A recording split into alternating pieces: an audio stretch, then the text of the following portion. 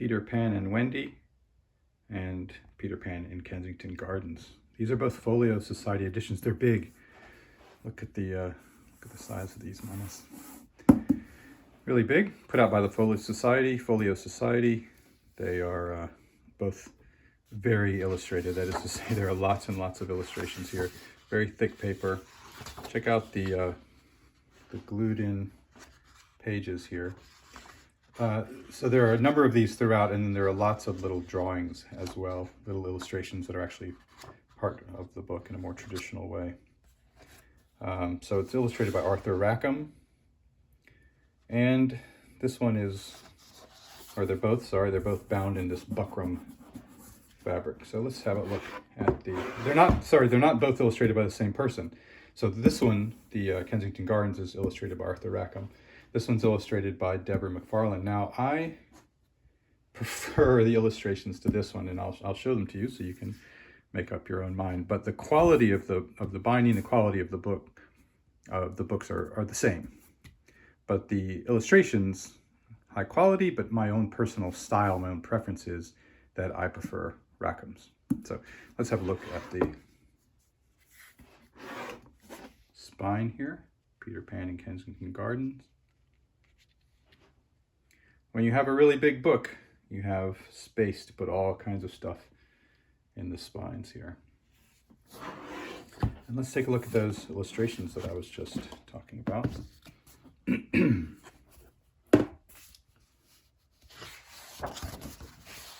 I already showed this one. Let's get some detail in there.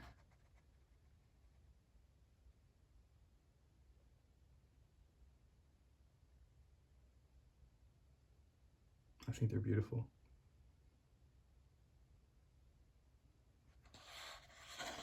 You know, when you put the illustration on a proper paper, it can really make a difference.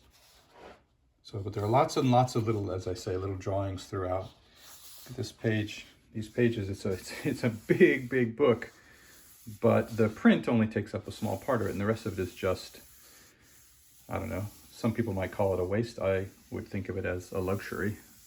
It's just lots of space. Now this paper itself, I just don't know if you can get the gist of it, but this is practically like cardstock. Like if you folded this up and said happy birthday to me, I wouldn't think anything of it. So lots of little illustrations like this throughout.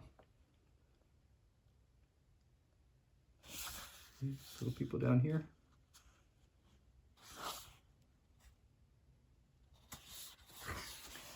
And then, as I say, a number of these glued in illustrations.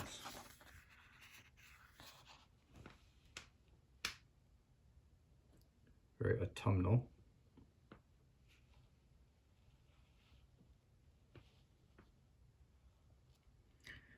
There's almost nothing that has such a keen sense of fun as a fallen leaf. Really big text. And a lot of space. A couple more peeks at some illustrations.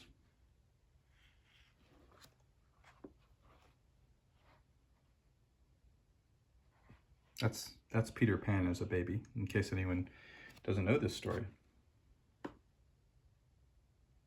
This is the story in Kensington Gardens, the story of when Peter Pan was very young, before he became the Peter Pan that we all know. Here he is, talking to old Solomon Caw.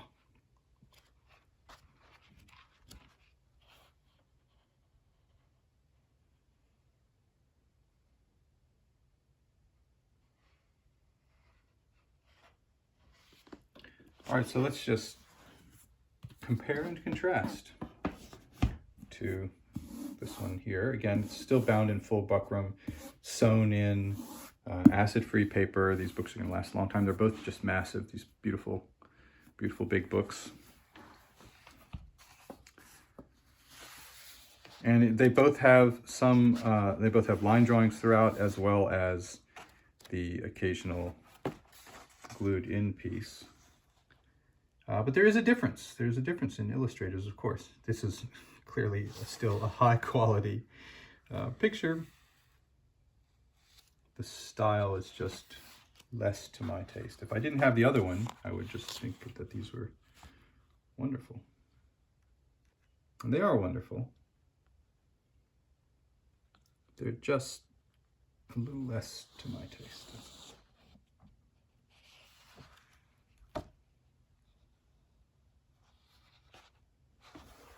Okay, that's Peter Pan in Kensington Gardens and Peter Pan and Wendy by J.M. Barrie, but more to the point, the illustrations. Both beautiful books.